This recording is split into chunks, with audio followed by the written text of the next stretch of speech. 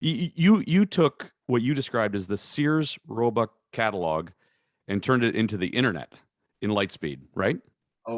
Had to. Yeah. And like I started following, Formula One drivers, teams in mid 2016 when I first got a call. And I had lunch with Lewis Hamilton, who was the rock star of the sport, and in March of 2017. And I asked him, I said, Lewis, why aren't you posting anything that has any Formula One iconography on your social feeds? It's eye candy. People would love it.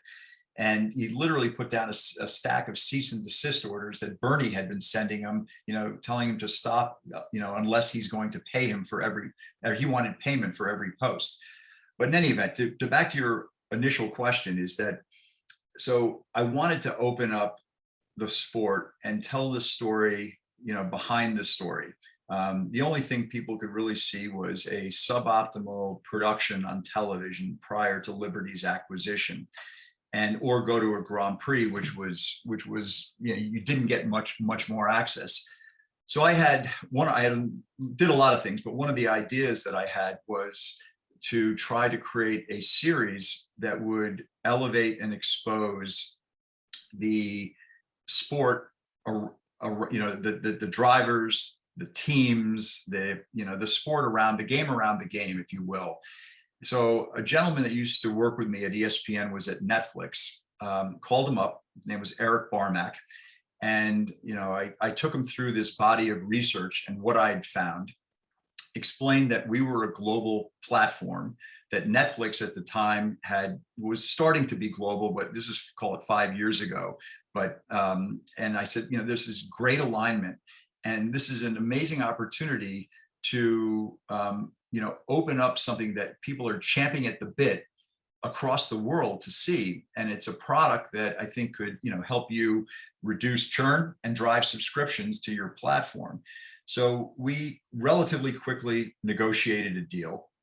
Then it was incumbent upon me, because of me and a small team of individuals at Formula One, because the way the sport is operated, we don't have the authority to make that decision on behalf of all the teams. And I think Formula One, Jason, is very different from many sports that we're accustomed to being fans of, or viewing, or understanding, in as much as the 10 teams are consumer facing brands.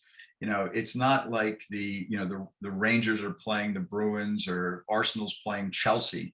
I mean, this is Mercedes, it's Ferrari, it's Red Bull.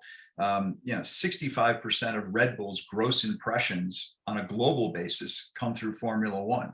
Mm-hmm. Ferrari's marketing budget at Formula One, it is Formula One. It's win Sunday, sell Monday.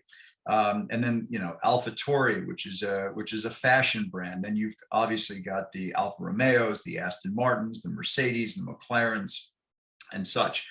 So alignment is much more challenging in Formula One than you have in other sports. So I had to go out and really sell this vision, which was interestingly received.